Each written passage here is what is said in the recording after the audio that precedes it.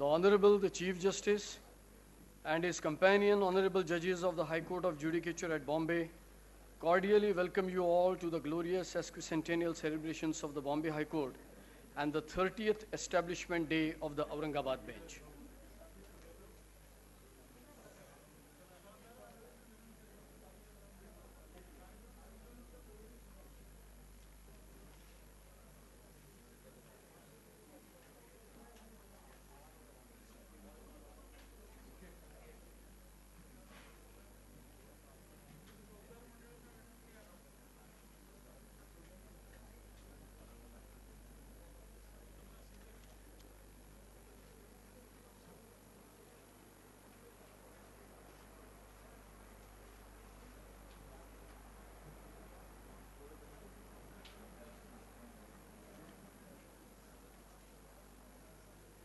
Ladies and gentlemen, we now welcome the dignitaries by offering them bouquets and memento.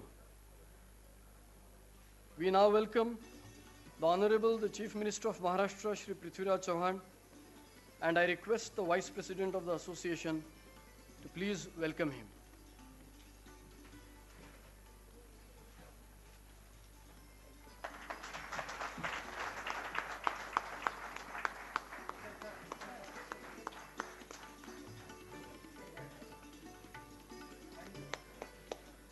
I now request the Secretary of the Bar Association to welcome the Honorable the Chief Justice of the Bombay High Court, His Lordship Justice Mohit Shah.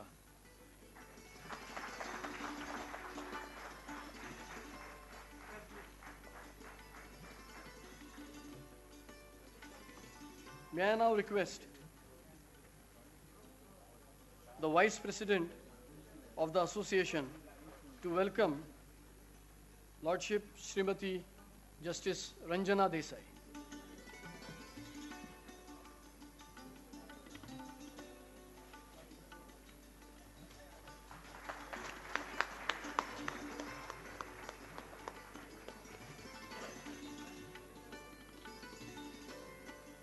I now request the Treasurer of the Association to welcome His Lordship Justice P.V. Hardas.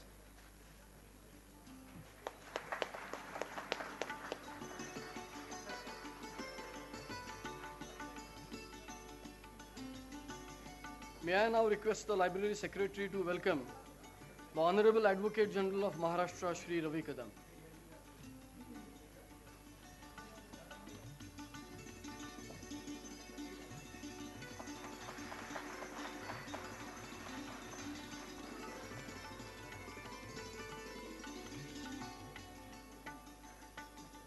I request the member of the Bar Association to welcome the President of the Aurangabad Bar Association, Shri Nitin Deshmukh.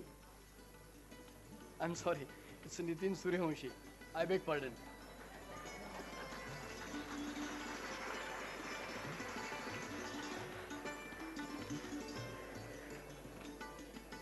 I now request the member of the Bar Association to welcome the Chairman of the Bar Council, Shri Anil Singh.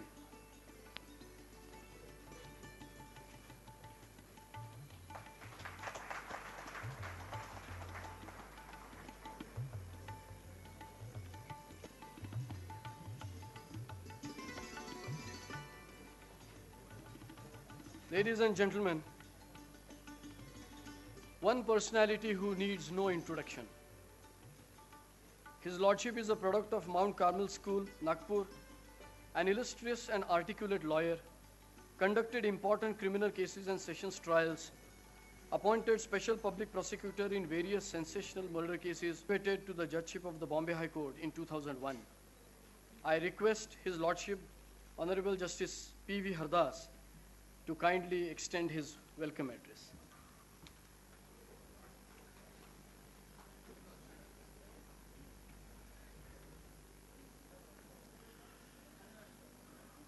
Honorable the Chief Minister of Maharashtra, Mr. Prithviraj Chauhan, my Lord the Chief Justice of Bombay High Court, Justice Mohit Shah, my esteemed colleague judge, Srimati Justice Ranjana Desai, the Advocate General for State of Maharashtra, Mr. Kadam, the President of the High Court Bar Association, Mr. Nitin, certainly not Deshmukh, but Suryavanshi, and the Chairman of the Bar Council of Maharashtra and Goa, Mr. Singh. On behalf of my colleagues and my esteemed friends, members of this High Court Bar Association, I extend a cordial and a warm welcome to all of you. It is astonishing that despite the air conditioners functioning, you are experiencing warmth in this lovely auditorium, despite the inclement weather outside. But I wish to assure the Honorable the Chief Minister and my Lord the Chief Justice and other dignitaries on the dais that the warmth is not due to any other external source except the warmth in our welcome at Aurangabad.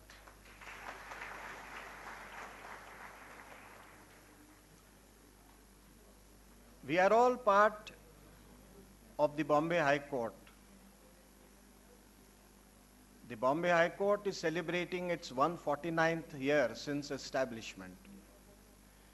And this celebration at Aurangabad coincides with the 30th establishment day of this bench.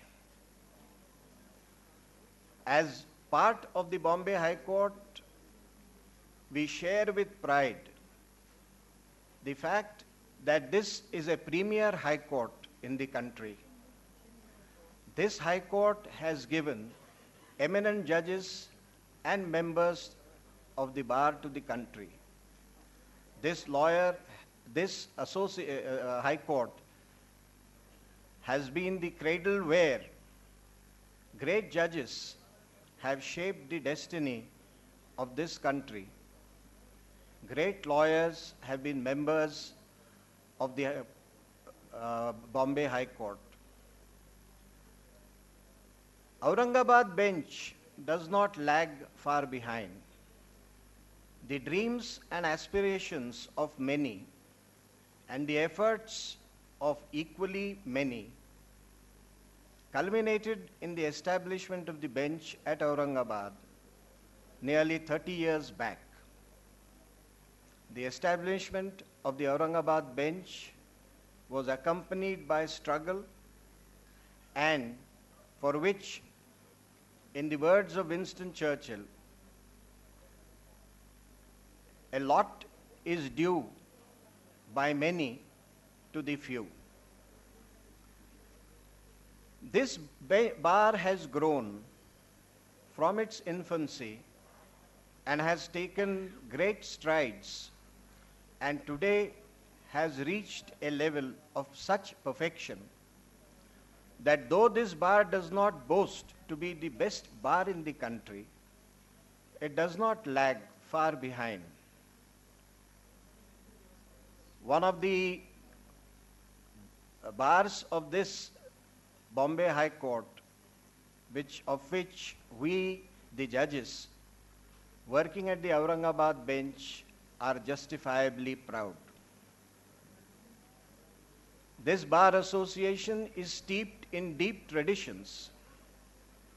This bar association has given to the Bombay High Court eminent judges and eminent lawyers who have left their indelible footprints on the sands of time. I therefore extend my wishes and my greetings to this bar association. And on this momentous occasion, let us all introspect and ensure that this bar association grows from strength to strength. And in the process, we maintain that this Bombay High Court is the premier high court in the country. Once again, I extend a warm and a cordial welcome to all of you. Thank you very much.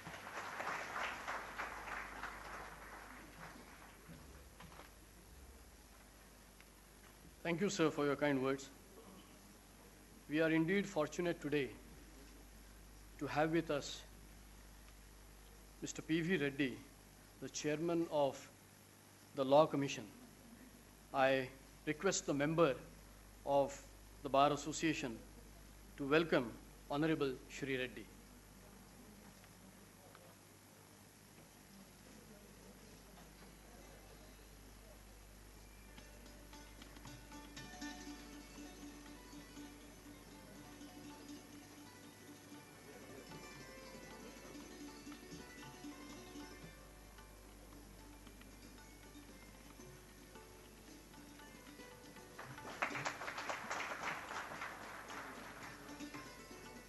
We are also fortunate today to have with us Mrs. Neeta Mohit Shah, the better half of the Honorable the Chief Justice. May I request a member of the Bar Association to welcome her.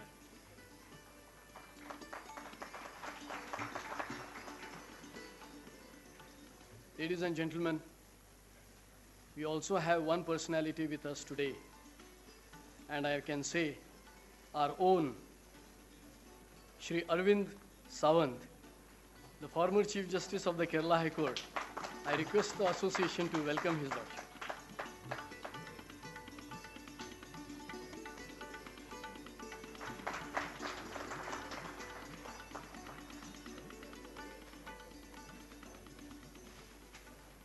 May I now request, and unmistakably, Shri Nitin Suryavanshi, the President of the Advocates Association, to express a few words on this occasion.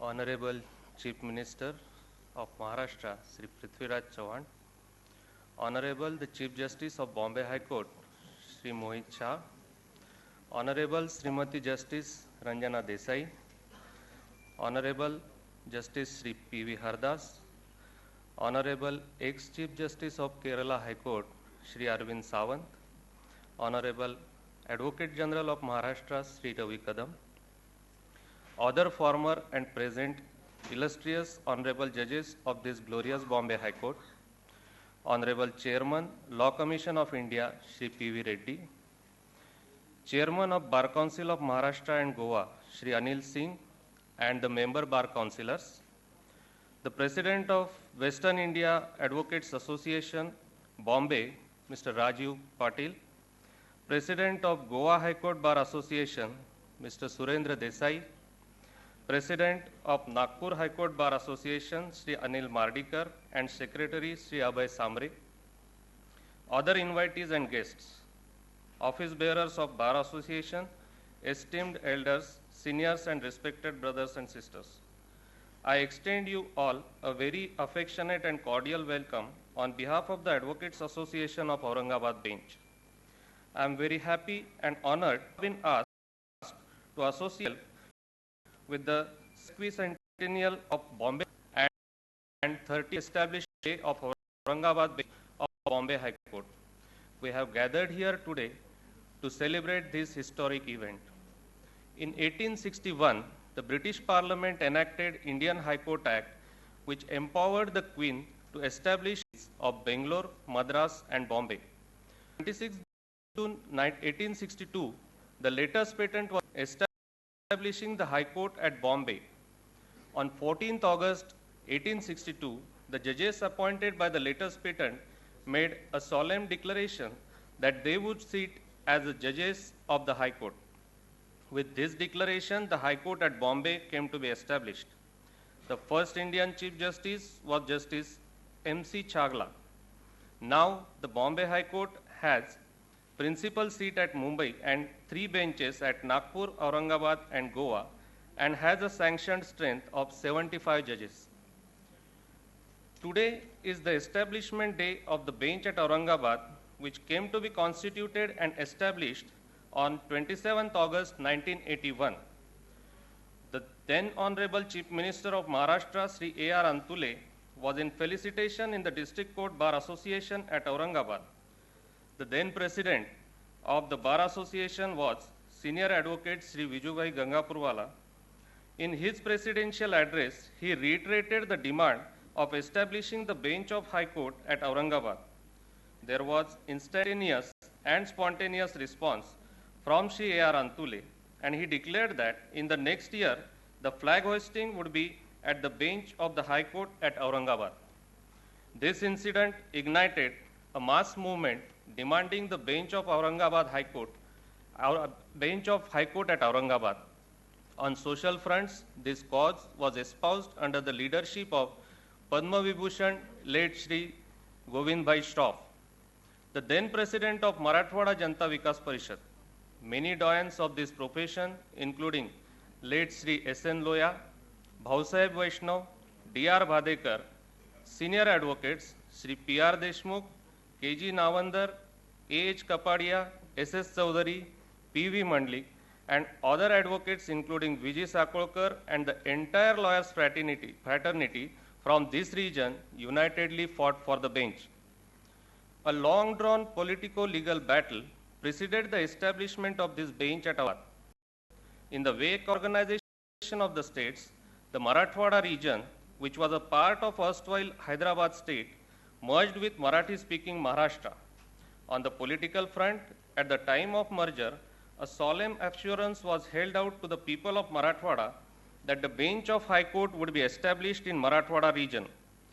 Late Shri Yashwantrao Chavan, as the Chief Minister of Bombay, had also given an assurance to establish the bench at Aurangabad on the floor of Assembly. A scheme of this promise came to be embodied in the historical agreement known as Nagpur Pact, dated 28 September 1953. The organic part of this historic agreement is in clause number 7 of the said agreement, which reads as under. The High Court of the new state will have its principal seat at Mumbai and second seat at Nagpur. The bench at Nagpur will function for the Vidarbha area. While making the recommendations of the High Court judges, it will be seen that the Vidarbha area gets adequate representation in respect of the appointments from the service and the bar. This paragraph will also apply to Marathwada area mutatis mutandis. Many political leaders, including Barrister Babasaheb Bhosle, who was the then law minister, and Shri Shivaji Rao Patil Nilangekar had also taken the initiative to support the demand of Aurangabad bench. This bench owes its existence to the notification dated 27th August 1981 issued by the then Honorable Chief Justice Shri V.S. Deshpande by exercising its powers under the provisions of Section 51 Clause 3 of the State Reorganization Act 1956. The validity of this notification was questioned before the Bombay High Court. The legal battle flowing from this notification came to be rested with the verdict of the Supreme Court in the matter of State of Maharashtra versus Narayan Puranik, reported in 1982, Volume 3, SCC 519. The validity of the notification was upheld by the Supreme Court. Subsequently, the President, in the exercise of powers vested under Section 51, Clause 2 of the State Reorganization Act, issued the High Court of Bombay establishment of permanent bench at Aurangabad Order 1984, which came into force with effect from 27th August 1984. The establishment of this bench was a step towards redeeming our constitutional pledge to secure justice, social, economic, and political. It has helped in reducing the heavy cost of litigation. It has helped in achieving the object to wipe out every tear from every weeping eye. I am proud to say that the Aurangabad bench of the High Court is a very lively and vibrant institute. I must pay tribute to this High Court for the efficiency and the integrity which it has displayed during all these years. This bench has handed down many landmark judgments. It is said, good lawyers make good judges make good judgments. The courts are decorated by good judges and good lawyers together, but not the other alone. By diamond, the bracelet gets decorated, and by bracelet, the diamond gets decorated. Diamond alone is not decorative. By diamond and bracelet, the hands get decorated. The lotus has no beauty without water, and there is no dignity of water without lotus. Together, they decorate the entire lake. Lawyers and judges together decorate the courts. Thus, the bar and bench are complementary to each other. Modern technology has also brought about revolutionary changes in all the fields. In the process of reforms and the use of modern technology in the justice delivery system, Honorable the Chief Justice Mr. Mohit Shah has made available system of e-payment of court fee at an earlier point of time. The system of e-filing was inaugurated at the hands of Honorable the Chief Justice of India in the inaugural function held at Bombay on 14th August. The greatest drawback of administration of justice is delay. At Aurangabad, between 2006 to August 2011, on civil side, 1,56,600 matters were filed. During this period, 1,36,172 matters were disposed of. During the same period, on the criminal side, 38,017 matters were filed and 34,397 matters were disposed of. I am proud to say that the ratio of disposal at Aurangabad bench, particularly on criminal side, is remarkable. The final hearing of jail appeals filed in the year 2010 and 11 are being taken up for hearing and are being disposed of. Still, considering the overall pendency, there is a pressing need to allot separate benches for final hearing matters, for which we have 3 court halls vacant. We are fortunate to have Honorable Chief Minister and Minister for Law and Judiciary, who is reputed for taking positive decisions. May I take this opportunity to reiterate our demand and a legitimate expectation to establish National Law School at Aurangabad.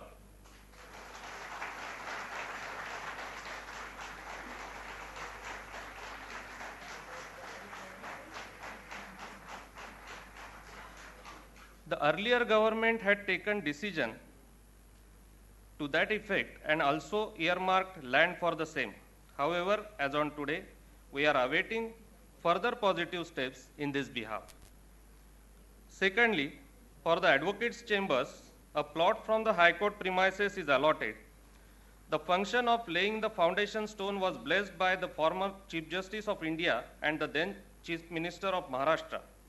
The advocates have already deposited an amount of rupees 6.25 crores towards construction costs. We look forward for further clearances at the government level for advocates' chambers. The chief guest of today's function, Honorable Union Cabinet Minister, Department of Law, Justice and Minority Affairs, Mr. Salman Khurshid, could not make it today due to unavoidable circumstances, and we miss him. On the occasion of this Foundation Day, I feel it is not a day only for celebration, but it is more a day for introspection, to consider the past today and to look forward and work on the agenda for posterity. Today, I pray that may this High Court continue to stand as a symbol of liberty and justice and always enjoy the confidence and respect from we the people, and keep the flag of justice flying high. The expression thank you is too little payment for so great a debt which I owe to the providers of this greatest and finest opportunity of my life. Thank you.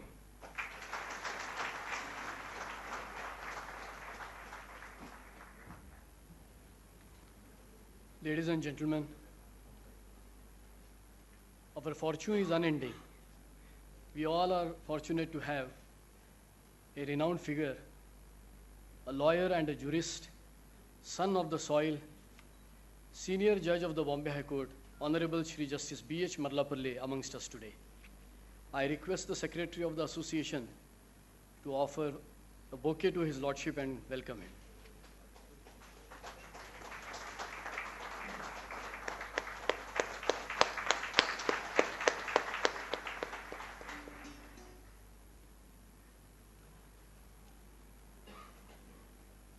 A legal luminary known to the state of Maharashtra, none other than Advocate General Shri Ravi Kadam, a renowned lawyer designated senior advocate of the Bombay High Court, and presently the first law officer for the government of Maharashtra. I request Honorable Advocate General Shri Ravi Kadam to please express himself on this wonderful occasion.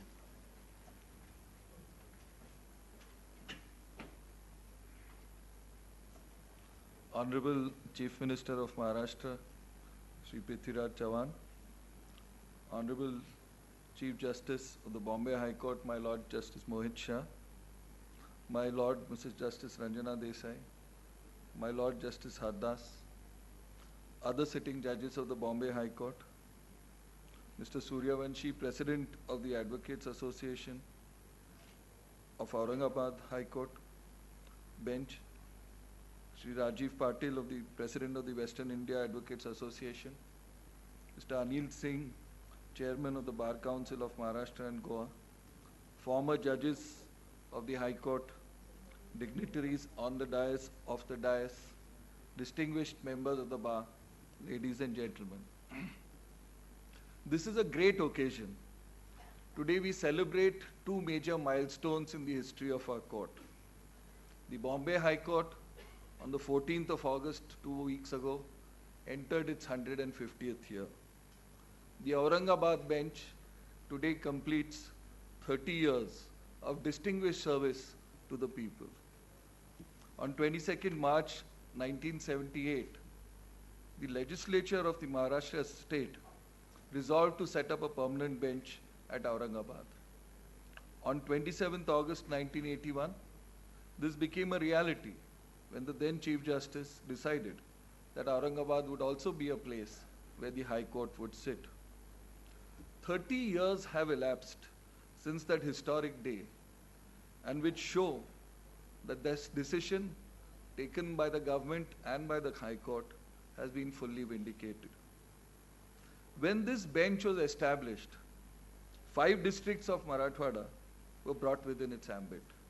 Today its jurisdiction extends to 12 districts.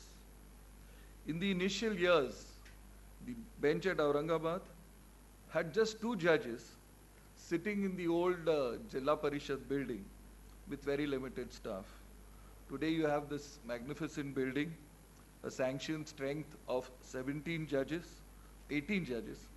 and about 14, 15 judges depending on the sitting at one time. You also have this large campus and 13 courtrooms. In 1981, which is the year I joined the bar, and when this event happened, the litigation which took place in courtroom number 3 of the Bombay High Court. The government was represented by Mr. Bobde, who was then the Advocate General, and the petitioner, who probably it was one of the earliest PILs I remember, was represented by Mr. Setalwad, Atul Setalwad. And the High Court in Bombay, the division bench, held that the notification was invalid and struck down the notification. As a result of which, many of you may remember, the High Court bench here had to stop functioning for a while. Eventually the matter was carried by the government to the Supreme Court, and the Supreme Court reversed the High Court decision, and this bench came to be found. The bar then in Aurangabad consisted of about 3 or 4 dozen lawyers, most of whom had migrated from Mumbai to Aurangabad. Today the High Court Bar Association, I am told, at Aurangabad has itself got more than 1,000 members. Even more noteworthy is the fact that when this bench began, the 2 judges who sat here had to deal mostly with transferred matters arising out of the 5 districts whose jurisdiction had been given to the bench. Today the Aurangabad bench receives a filing of more than 15,000 writ petitions every year and 5,000 civil appeals. What this shows is that the decision to give the people of this region easier access to justice has resulted in giving justice to more people by bringing a bench to Aurangabad. But when I came here this morning, I was thinking that what is unique about the Aurangabad bench and the judges who sit here and the lawyers who practice at its bar that makes it so special.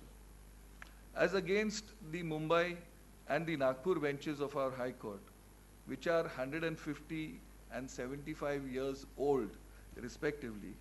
This bench is young. It has just completed 30 years of its existence. But it is this very youth of this bench that gives this court its energy and vitality. When this bench was set up, as I said, few lawyers came here from Mumbai.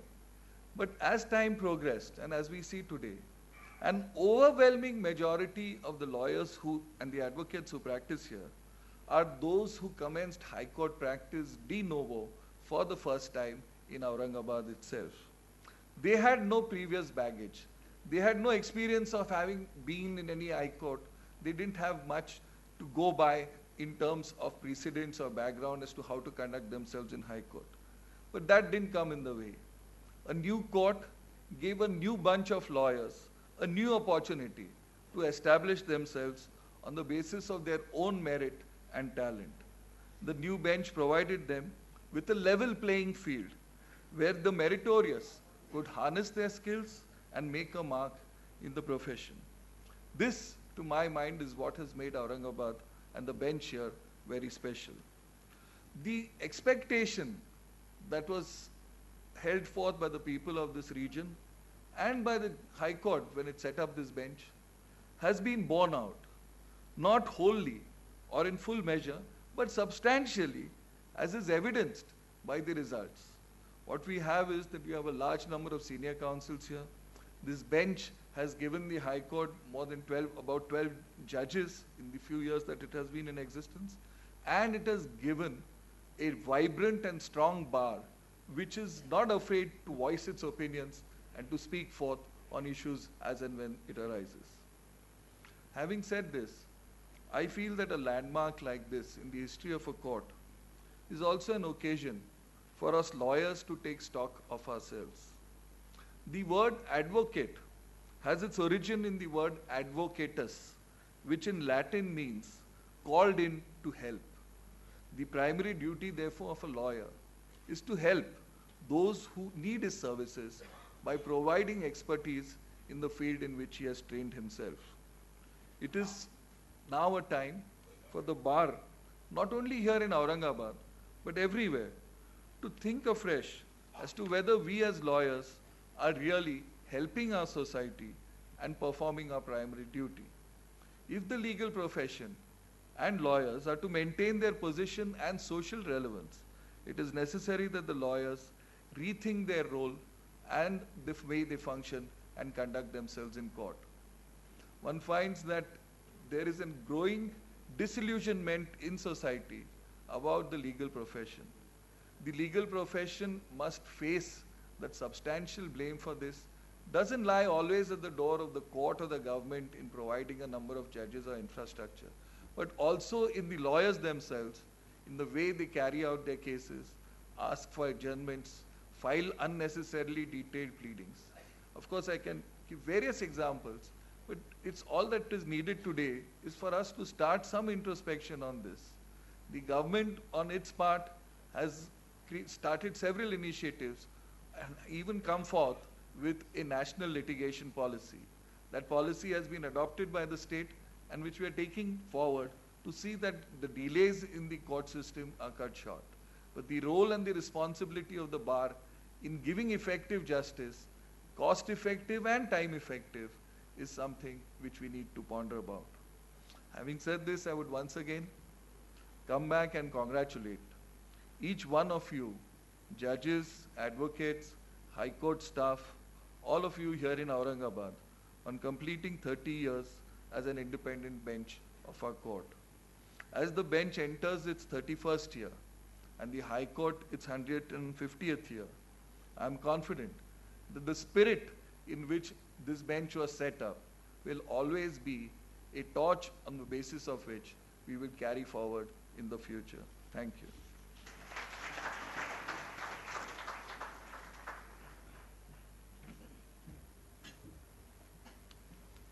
Thank you, Mr. Kadam. Ladies and gentlemen, a senior judge of the Bombay High Court, Honorable Srimati Justice Ranjana Desai, a graduate from the Elphinstone College with Economics and Physics, practiced law for 23 years, and was also the government pleader in the Bombay High Court. I beg pardon.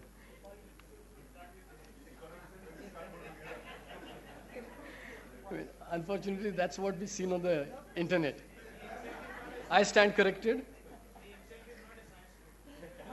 I stand corrected. She has practiced law for 23 years and was also the government pleader in the Bombay High Court before her elevation to the judgeship of the Bombay High Court in 1996. I request Honorable Srimati Justice Ranjana Desai to say a few words on this occasion.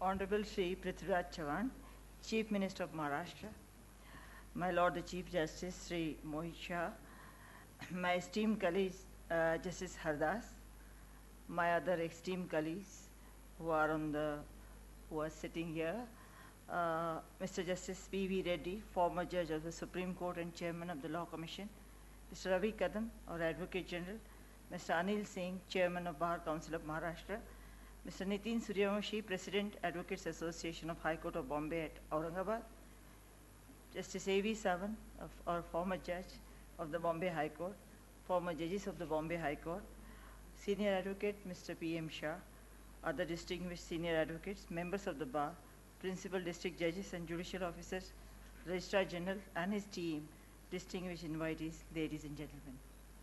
We just celebrated the completion of 149 years of glorious journey of Bombay High Court.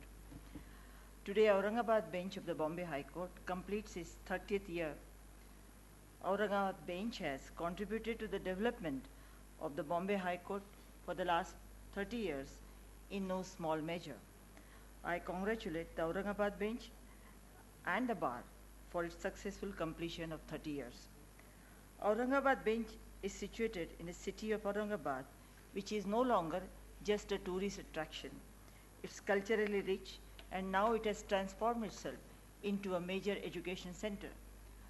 Dr. Babasaheb Ambedkar, the architect of our constitution, had a very close association with Aurangabad, and a university named after him, Dr. Babasaheb Ambedkar Marathwada University, is one of the finest universities of our country. Several medical engineering management colleges are affiliated to it. Its Department of Law is known for its high standard. I know of at least 2 premier law colleges here. One of them is MP Law College, which I was told was started by a society of lawyers, and the other is Dr. Babasaheb Ambedkar Law College. I don't know, there may be quite a few more law colleges also now. The lawyers produced by these law colleges who are practicing here are going to play a vital role in the development and strengthening of administration of justice system in the state. The people of this region are known for their hospitality, their friendly nature, and their ability. Those qualities are seen in the excellent bar of this court. I had the good fortune of heading a bench here. I was greatly impressed by the amiable, enthusiastic, and learned bar of the Aurangabad bench. Though it's a young bar, it is showing exceptional maturity in such a short time. The bar has gradually developed into a responsible and a very competent bar. I am sure it will put in all efforts to shape the destiny of this court in future. This bar has great tradition, and it has given the judicial system excellent lawyers and excellent judges. It is difficult to name all the eminent lawyers of this bar. I may only refer to Mr. V.R. Deshmukh, Mr. Navandar, Mr. Gangapurwala, Mr. Kapadia, Mr. Chaudhary, Mr. P.M. Shah, Mr. Mandlik, Mr. Vinayak Dishit, and Mr. Dode, my very good friends. I don't see them here. And this bar has great potential and therefore has a very bright future. I am sure its onward march will be as glorious or even better than its past 30 years journey. Among the judges, I may mention the names of eminent judges like Justice V.S. Deshpande, Justice B.N. Deshmukh, Justice S.J. Deshpande, Justice V.M. Kandre, Justice Chapalgaonkar, Justice B.M. Deshpande, Justice Anil Naik, who's my friend, I must mention it, and Justice S.P. Kurdukar, who was elevated to the bench, was later on elevated to the Supreme Court of India. Contribution of these learned judges to the judicial system is for anyone to see. I had the good fortune of appearing before most of these learned judges. They encouraged the junior members of the bar and made it possible for them to develop into good lawyers. I am a beneficiary of their kind approach. The building of the Aurangabad bench High Court is a marvel in architecture. It has an excellent library. It's blessed with all infrastructural facilities. And in this, Honorable the Chief Justice of our court and all my brother and sister judges, particularly those who are here, have played a great role.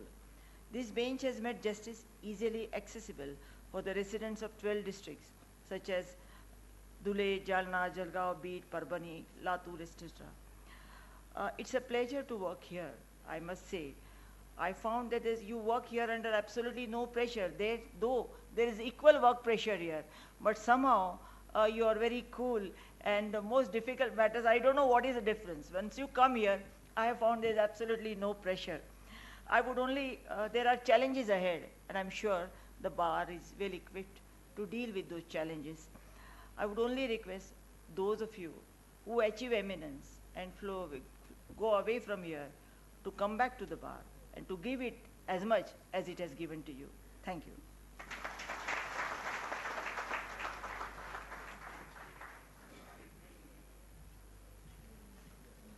Thank you, my Lord, Justice Ranjana Desai. Ladies and gentlemen, the head of the institution today, His Lordship Justice Mohit Shah, son of a district and sessions judge from Gujarat, acquired the distinction of being first class first and a gold medalist at his law graduation, acquired post-graduation in law and worked as a part-time professor while acquiring fame as a renowned advocate before being elevated to the Judgeship of the Gujarat High Court at a very young age. We are fortunate to have the seat of the Honorable the Chief Justice of the Bombay High Court being adorned by His Lordship since 26 June 2010. I now request the Honorable the Chief Justice to address the August gathering today.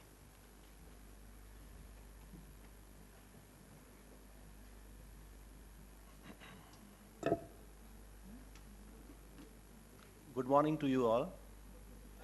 Honorable Chief Minister of Maharashtra and Law Minister Shri Prithviraj Chauhan, my esteemed colleagues Srimati Justice Ranjana Desai, Justice P.V. Hardas, and other honorable judges of the dais.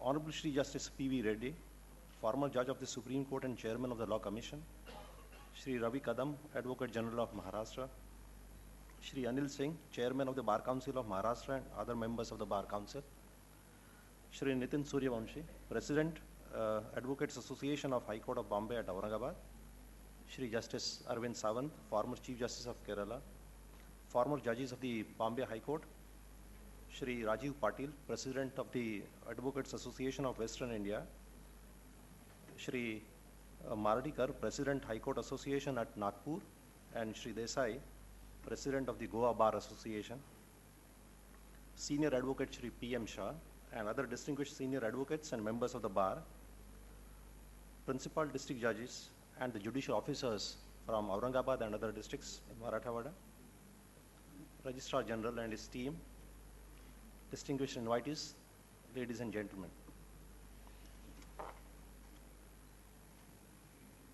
Mumbai उच्च न्यायालयाच्या 150व्या ऐतिहासिक वर्षांच्या काळात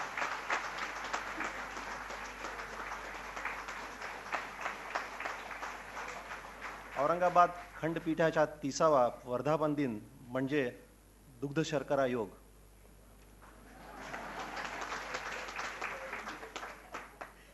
मराठवाड्याच्या या संत महंत कर्मयोगी त्यागी वीरांच्या भूमीत 27 August 1981 या खंडपीठाची मुहूर्तमेढ रोवली.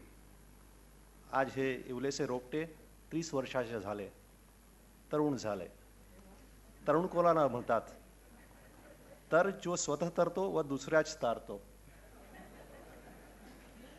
खंडपीठाच्या अनुषंगाने कार्य करणाऱ्या वकील वर्ग, सामान्य जनता व सर्व घटकांना हे खंडपीठ माझे आहे या मराठवाड्याच्या अस्मितेचा मानबिंदू आहे.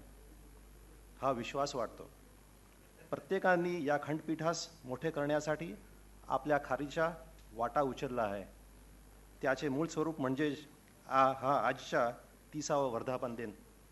म्हणून या 30वा वर्धापन दिनी आपल्यासमोर विचार ठेवण्याची संधी दिल्याबद्दल धन्यवाद. या प्रसंगी सर्वांना शुभेच्छा.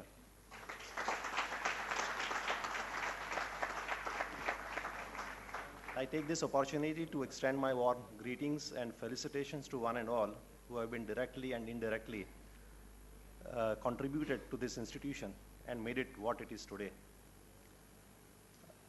I must also inform you that last evening, our Honorable Law Minister, Shri Salman Khurshid, rang me up and sincerely regretted his inability to join us at this function because, as you all know, he is dealing with some very important, very delicate, very sensitive issues, and therefore he has not been able to come.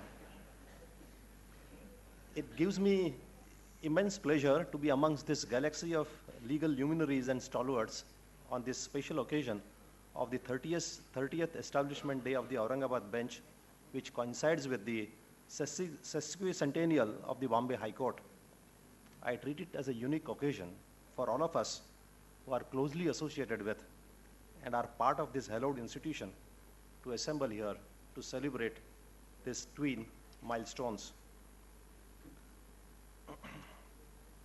It is a golden opportunity for us to hold these celebrations in this historic city of Aurangabad, which retains architectural gems like the Bibi Ka Maqbara, a mausoleum with a marked resemblance to the Taj Mahal, medieval watermill, and of course, the crowning glory of the famous Buddhist caves at Ajanta and the magnificent rock temples at Ellora, built between 200 BC and 650 AD.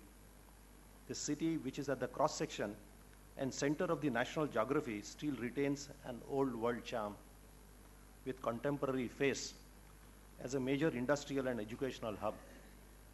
This is a land made sacred by the saints and karma yogis, that is Jnaneshwar and Eknath. The bench and the bar here, I am very happy to note, are carrying forward this rich heritage and traditions. This bench of the Bombay High Court, which was established just about 30 years back, has acquired a name and stature for itself. The bench was established initially with only 2 judges and 3,000 files, and now has an institution of more than 1 lakh civil and criminal cases every year, with only 14 judges to handle this large volume of work.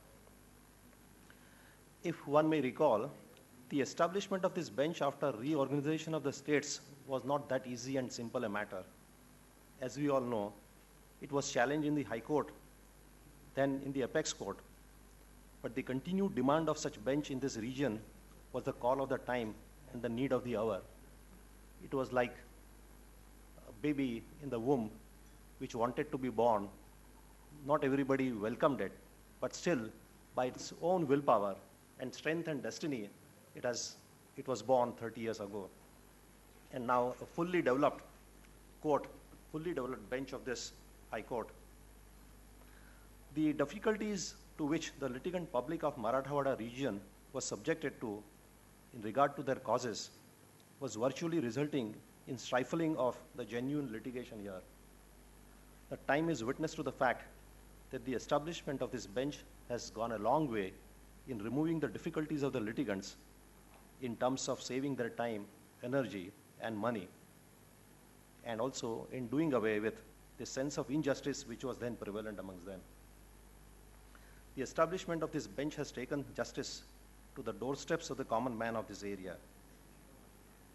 If we see the current nature and inflow of cases to this bench, one can proudly say that this bench has fulfilled our constitutional ambition of providing access to justice to all on the basis of equal opportunity as enshrined in Article 339A of the Constitution. The contribution of this bench and bar in development of what was then a backward region of Marathwada is quite extraordinary. It has lived up to the expectations of the people of this area. It has retained and strengthened the faith of the people in this solemn justice delivery system. This bench has a glorious record of service to the people. The numerous decisions rendered by this bench have become classics and are adorning the pages of the law journals. But far more important than that, these decisions have touched the life of the people here by safeguarding their human and constitutional rights with a saint-like zeal, and this bench has made fundamental rights guaranteed under the Constitution a living reality for the masses. The court has not only decided disputes between the individuals inter se or between citizens and states, but it has also created a culture of harmony between law and justice by emphasizing that they are not different, but that the end of law has always to be justice and justice alone. This court represents the ethos of the people of this region, and like its principal seat of the Bombay High Court at Bombay, it has become a symbol of great faith people are having in judiciary. Needless to say that the journey of the Bombay High Court towards the 150th year and of the Aurangabad bench towards completion of 30 years of its happening existence is the result of painstaking efforts of many brilliant judges, eminent lawyers, and dedicated members of the staff. People of Maharashtra have also contributed a lot for upholding the dignity of this great institution by reposing their abiding faith in it. It is an occasion to look back to history with pride and fondly remember all those great judges and lawyers who have traced their roots in this region, starting from Chief Justice V.S. Deshpande, Justice Kurdukar, who then rose as a judge of the Supreme Court, Justice M.P. Kanade, Shri S.J. Deshpande, Justice Arvind Sawant, Justice B.N. Deshmukh, Justice A.B. Nayak, Justice Narendra Chapalgaonkar, and of course, our dear brother, Justice Marlapale, all of whom belong to this part of the state. Of course, I am not referring to the honorable sitting judges by name because all of them are doing such wonderful work here. And let me tell you that when I see the figures of institution and disposal at Aurangabad, my heart is always gladdened when I find that each of them is doing such wonderful work without worrying who will get the credit for it.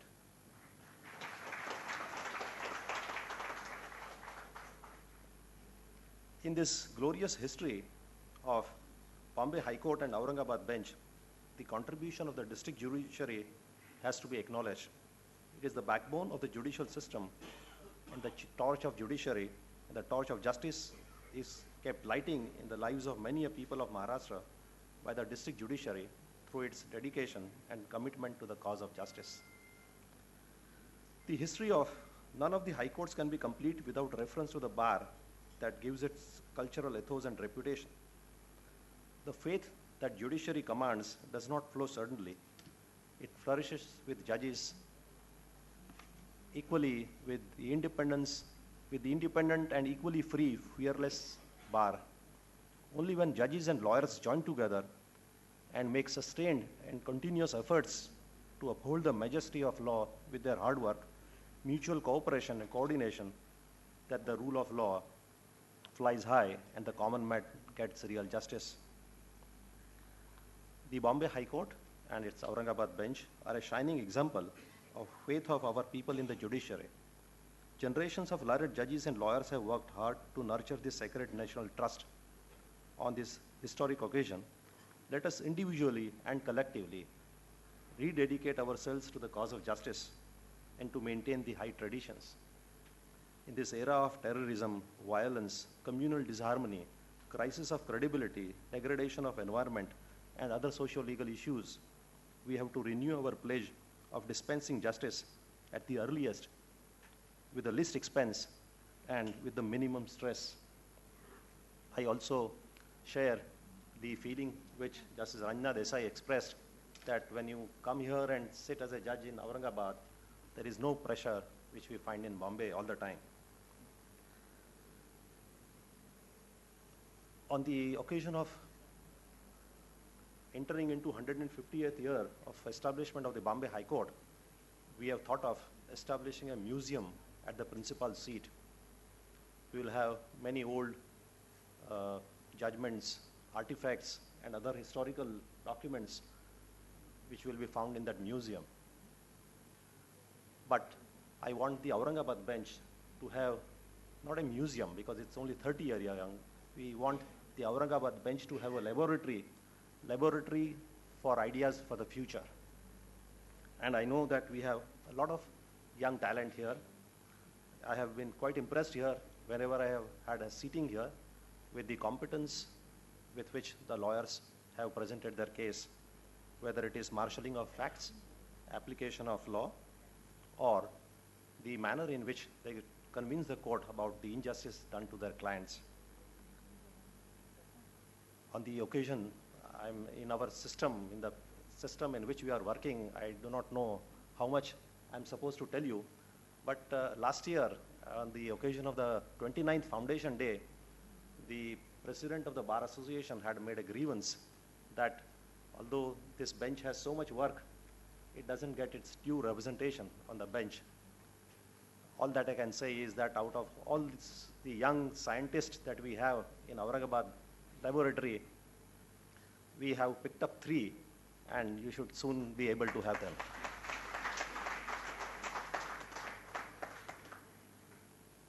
Like Bombay High Court, Aurangabad bench has made an impressive beginning, and I'm sure you will achieve much more in the years to come.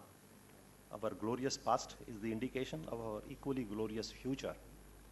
There is absolutely no doubt in my mind that Bombay High Court and Aurangabad bench will continue on this path of excellence in future years and centuries to come, despite facing several challenges. I'm sure that the lawyers and judges here will give us those new ideas for advancing the cause of justice. Let me conclude by quoting what the then Chief Justice of Bombay High Court, Shri H.K. Chainani, said on the occasion of the centenary celebrations of the Bombay High Court. I quote, "May this great High Court continue to stand as a symbol of liberty and justice, and may it always enjoy the confidence and respect of the people whom it seeks to serve." Thank you. Thank you so much.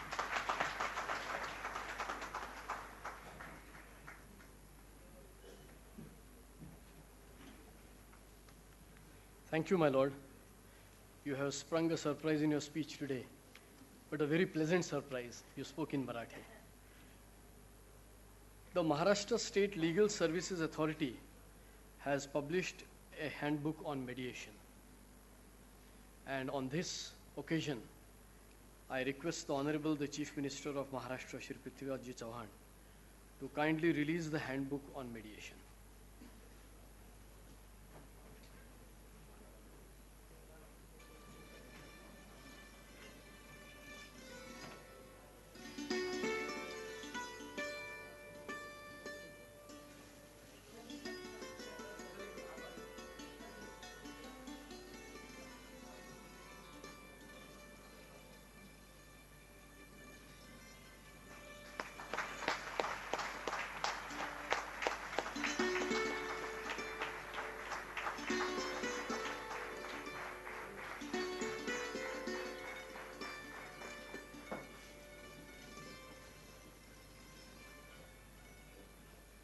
Ladies and gentlemen, the Library Committee of the Advocates Association has taken special efforts along with an 11th standard student, Mr. Ajinkya Kalantri, in designing and preparing the Bar Association website.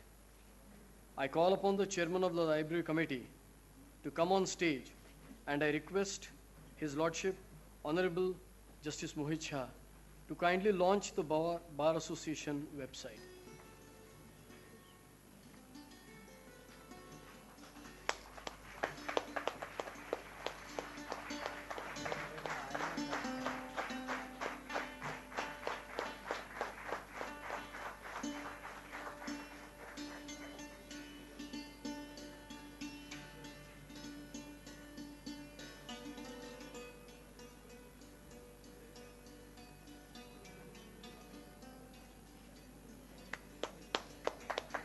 Thank you, sir. The name of the site is, all in small letters, Advocates Association HC Aurangabad.in. Ladies and gentlemen, we take great pleasure in informing you all that as the Indian cricket team won the World Cup this year, the Indian Advocates cricket team participated in the third Lawyers Cricket World Cup 2011 held in Barbados in the West Indies in August 2011. And this Indian cricket team of lawyers won the World Cup 2011, which is the third World Cup.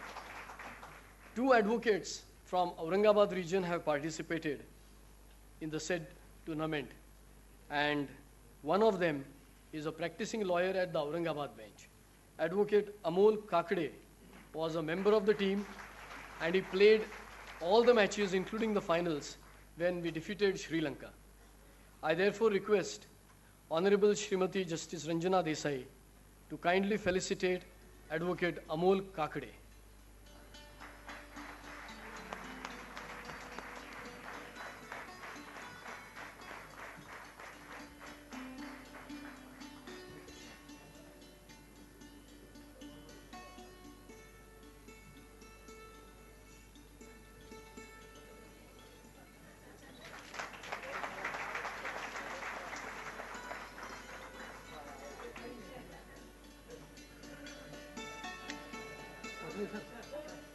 Sir, please.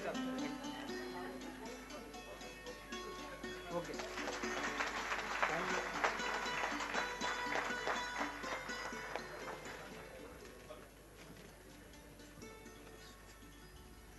Thank you, my lord.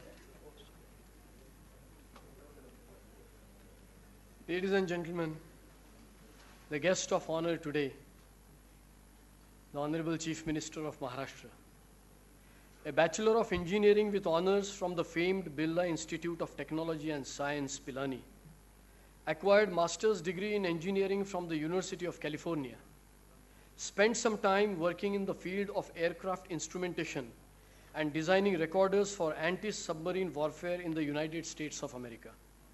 Thrice elected to the Lok Sabha, handled several portfolio as minister in several ministries in the government of India in the last 2 decades, before taking oath as the Honorable Chief Minister of Maharashtra. I request the guest of honor, Shri Prithviraj Chauhan, to deliver his speech.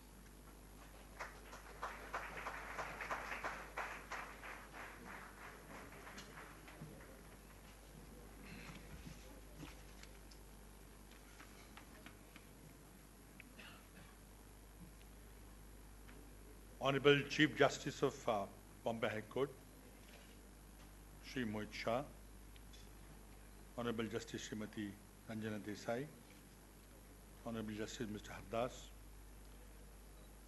Mr. Ravi Kadam, Advocate General of Maharashtra, Shri Nitin Suryavanshi, Shri Anil Singh,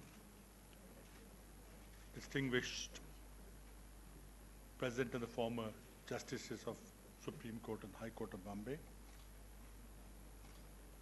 distinguished invitees, ladies and gentlemen. I'm indeed honored to be amongst you today on this occasion to celebrate the 30th establishment day of the Aurangabad bench and the historical Sesquicentennial of the High Court of Bombay. And I offer my heartiest congratulations to all those who have worked in the system to make both these institutions what they are today, truly great. We celebrated the main function a few weeks back on 14th August and marked completion of 149 glorious years of the High Court at Bombay. Today, 30 years ago, another milestone was reached when this permanent bench was established here in Aurangabad. With a little difficulty, a lot of litigation had to be faced. But a commitment made in 1953, when the state of Maharashtra was being born, was fulfilled. And Aurangabad bench has indeed provided succor to the people from the region, brought justice closer to their doorsteps, and have had an illustrious 30 years, keeping with the high traditions and reputations of Bombay High Court. And I compliment each one of you who have participated in this history. You have always maintained very high standards of quality and dispensation of justice, and have really proved a role model for other high courts. High Court of Bombay has had a great legacy of not only producing lawyers of eminence but also judges of eminence who have delivered a number of path-breaking judgments. High Court has produced illustrious and eminent lawyers, and many have risen to the highest court in the land. And today, not only the Chief Justice of India, but the two principal law officers of the Union government, the Attorney General and the Solicitor General, all have very close association with Bombay High Court. The role of judiciary is in the nature of a watchdog over the other two organs of the governance, the legislature and the executive. And due to the particular nature of the judiciary conceived in the Constitution, the relations sometimes are not very harmonious. They are sometimes adversarial. And I think the Constitution framers wanted this creative tension between these branches, and it has worked well over the years. However, today, all the three organs of governance are facing acute challenges, virtually a crisis of confidence. And it is incumbent on all three organs to introspect and find solutions to meet the aspirations of the common man of the society. The issue of reforms of the system of governance of all three organs is being debated today. But one wonders where passing a law alone, whether for accountability of the judiciary or a law to eliminate corruption like the Lokpal bill, or a charter for the citizens for the executive to follow, alone, while that may be necessary, it alone may not be sufficient. But I think today really marks a great fervor in the society, where people are expecting some solutions to the way we govern ourselves. And one problem which is very pertinent about the justice delivery system is the delays. And speeding up the procedures in our courts is a major challenge faced by all of us. If you look at the data, there are about 3 crore cases pending in various courts in India. If you compare state of Maharashtra, we stand at 4th place as to number of pending cases in the entire country. The High Court of Bombay, including benches at Aurangabad and Nagpur,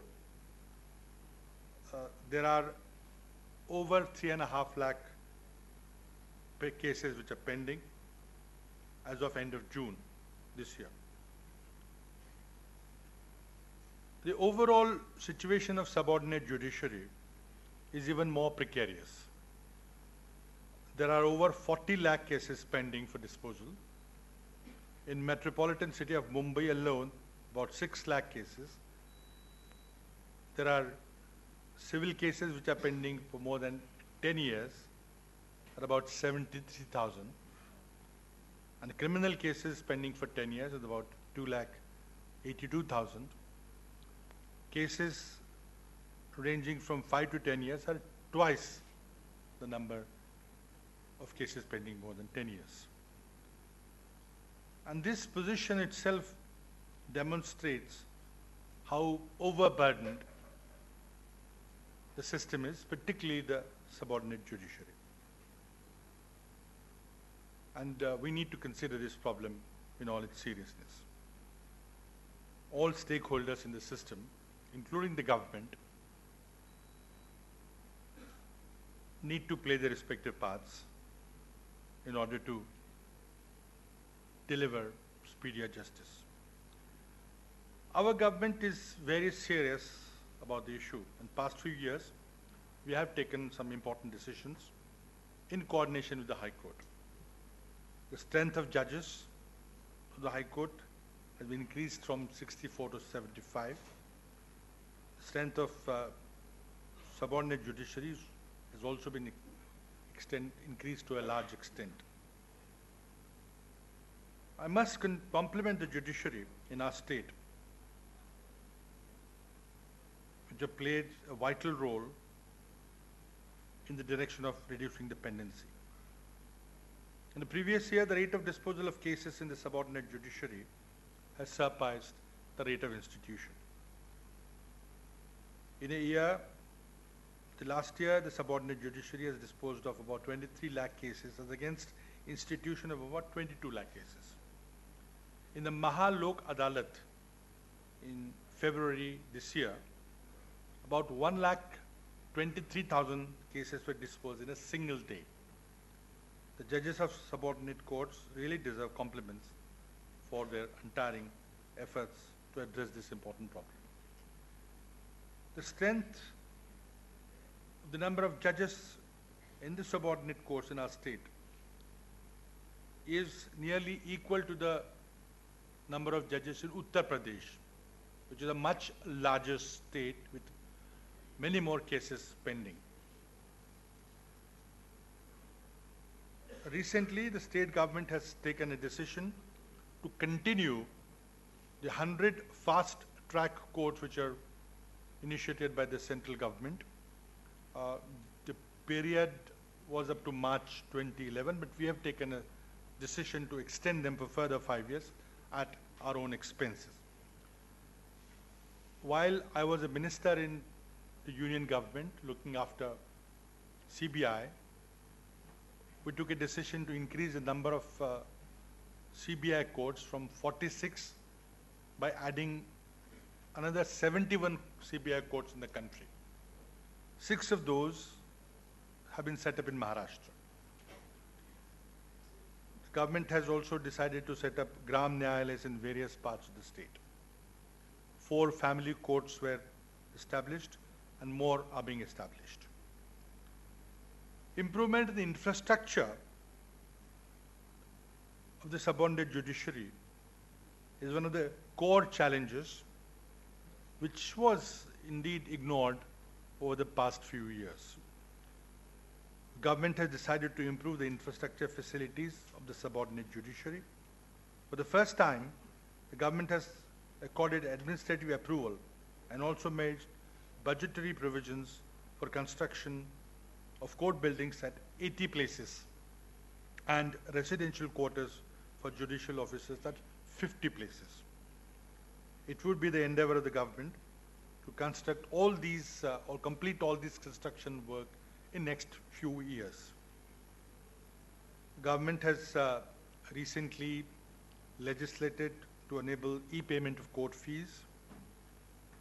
The pecuniary jurisdiction of civil judge junior division has been increased from 1 lakh to 5 lakhs, and appellate jurisdiction of district courts from 2 lakhs to 10 lakhs.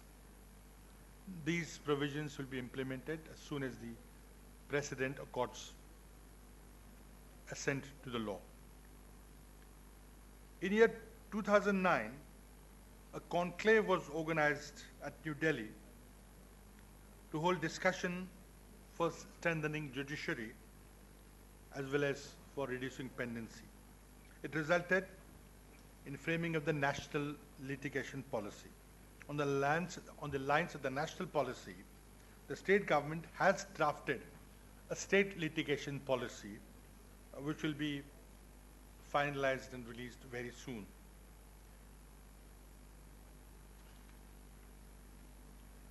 Government is a main litigant in various courts and tribunals in the country. The time has come to transform government into an efficient and responsible litigant. The government has identified the bottlenecks for pendency of large number of cases in various courts, including High Court. In the days to come, the government is coming forward with various measures which would help to reduce pendency. Following steps are being contemplated. To frame a policy for withdrawal of stale and ineffective cases, for this purpose, a committee has been appointed under the chairmanship of Chief Secretary. To ensure the good cases are owned and bad cases are not preserved, the government is considering appointment of a committee of secretaries in each department of government to take review of all pending cases of their respective departments.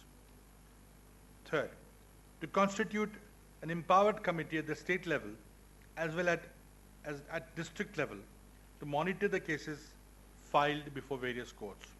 The state level committee will be chaired by the Chief Secretary, and major departments like Home, Revenue, Urban Development and General Administration, Law and Judiciary and Health would be the members of the committee.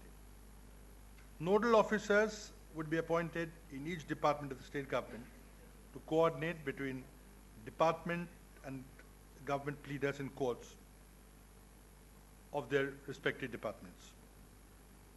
Statement of cases through alternate dispute resolution mechanisms such as Lok Adalat, conciliation, mediation and arbitration would be set in motion. Fixing accountability of officers of each department in respect of court cases. Constitution of special courts to deal with cases relating to economic offences, cases under Prevention of Corruption Act, offences related to atrocities on women and child, offences against SCs and STs under the Prevention of Atrocities Act. Training of government pleaders and public prosecutors to keep updated the latest developments in law. And as I mentioned, improvement in infrastructure of the subordinate judiciary, including introduction of IT technology in a big way. With these efforts and with a very close coordination, Honorable Chief Justice, I'm sure we'll begin to make a progress in efficient delivery of the system to the litigants in the state and try and meet aspirations of the people for speedier justice. The delays and fairness are important components of the system, and let us all work towards that objective so that the current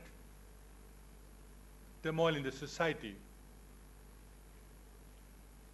is addressed by all of us together. I conclude by again congratulating all of you on this historic occasion. Thank you. Jai Hind, Jai Maharashtra.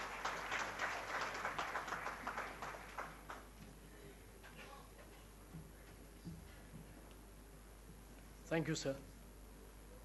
Ladies and gentlemen, I'm sure you all would appreciate that this program is being seen on the website right now, and is made available live on internet worldwide. I now request the senior advocate, Shri P.M. Shah, to kindly extend the vote of thanks.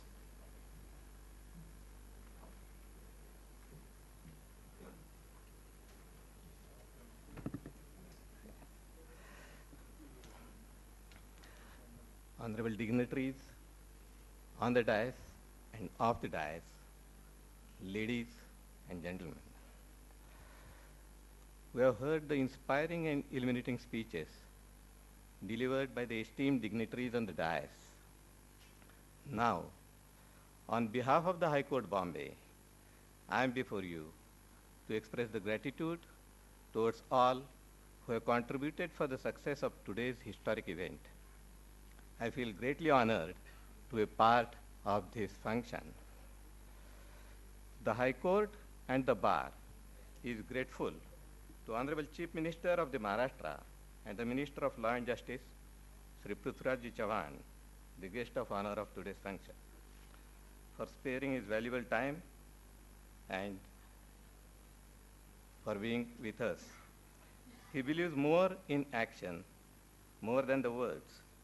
I am sure that he will fulfill our expectations expressed in the course of the function.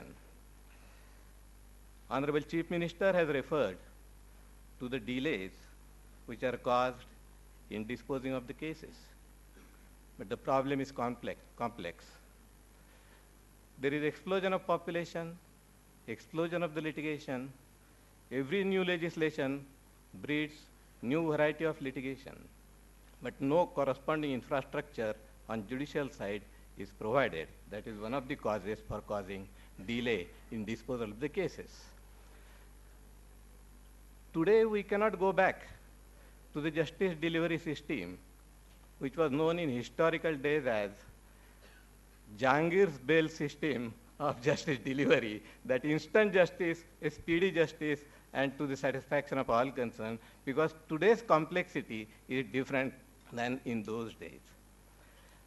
Honorable Chief Minister has referred to the adversarial relations sometimes between the judiciary and executive. On this occasion, I may recall what former Chief Justice of India, my Lord Justice Chandrachud, had said here at Aurangabad only on this issue. He said that, in fact, there is no conflict of interest between the two. To quote his exact words, as per my perception, दोघांमध्ये वाद असेल, भांडण नाही. वादे वादे जायते तत्वबोधा, something good will come out of that. That is what he had said on such occasions. Therefore, there is no conflict of interest as such between the two. Indeed, we are fortunate to have a Chief Justice like Honorable Justice Mohit Shah. He is not only an eminent jurist, but above all, a perfect human being. If I am asked to explain his judiciousness, I'll only say, observe Justice Mohit Shah, and you will, in real sense, realize what judiciousness is. We bow before His Lordship for his modesty and humbleness. Presence of senior judge, Honorable Srimati Justice Ranjana Desai, amongst us is very much inspiring. My Lord is like a lighthouse for us. My Lord Justice Desai has said that while at Aurangabad, she never felt any pressure of work. May I take this opportunity to express, my lords, that every bar member was also happy to appear and conduct the matters before my lords at Aurangabad. Not even a junior member felt any pressure of work while conducting the matters in the court of my Lord Justice Desai.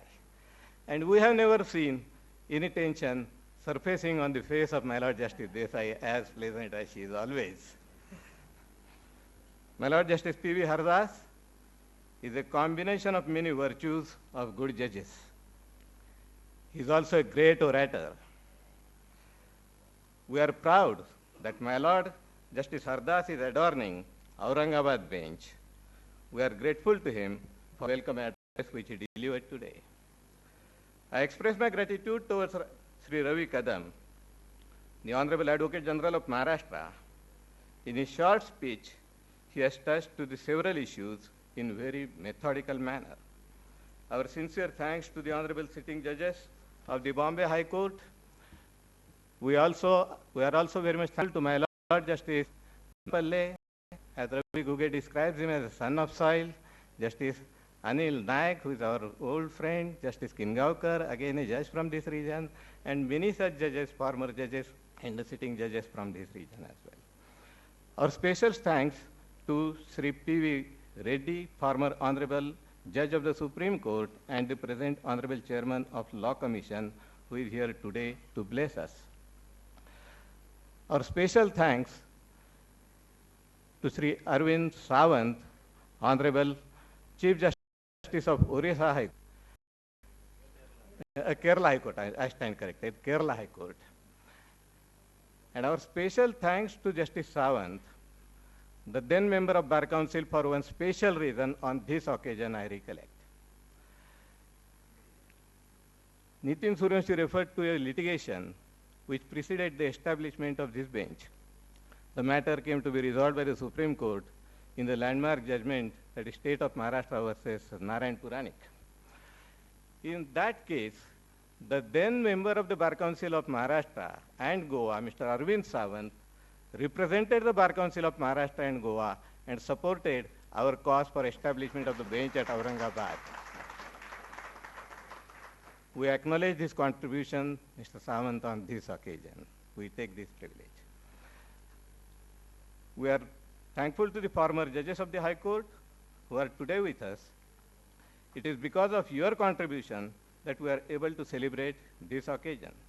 We are thankful to the Honorable District Judges, the judicial officers of the region, the Honorable Chairman of the Bar Council of Maharashtra and Goa, Sri Anil Singh.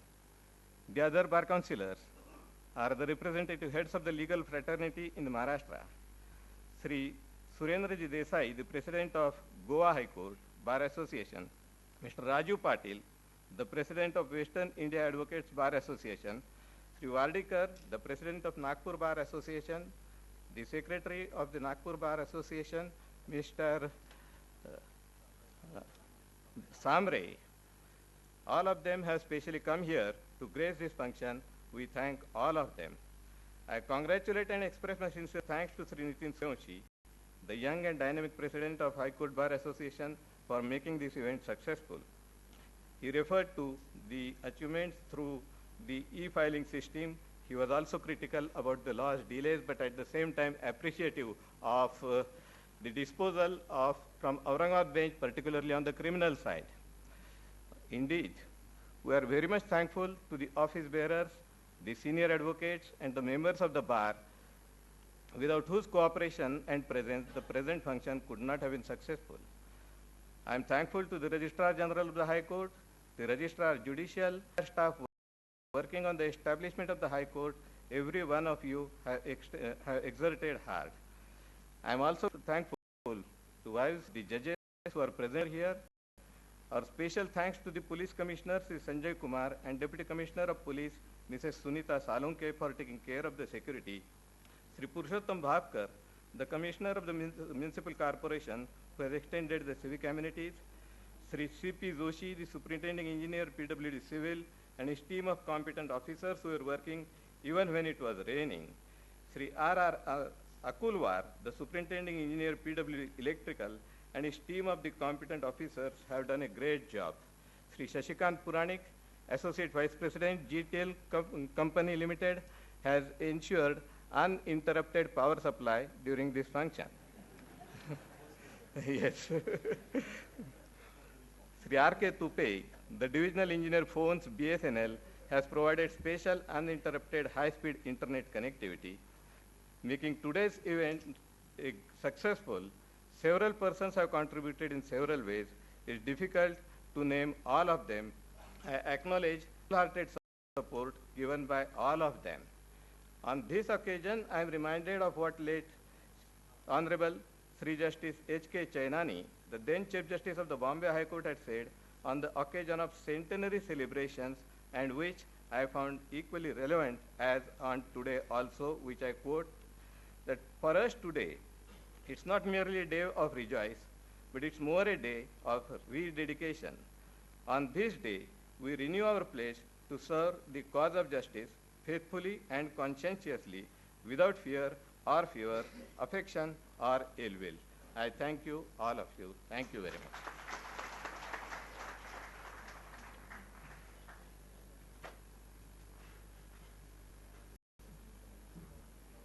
Ladies and gentlemen, ceremonies which give us joy normally come to an end very quickly.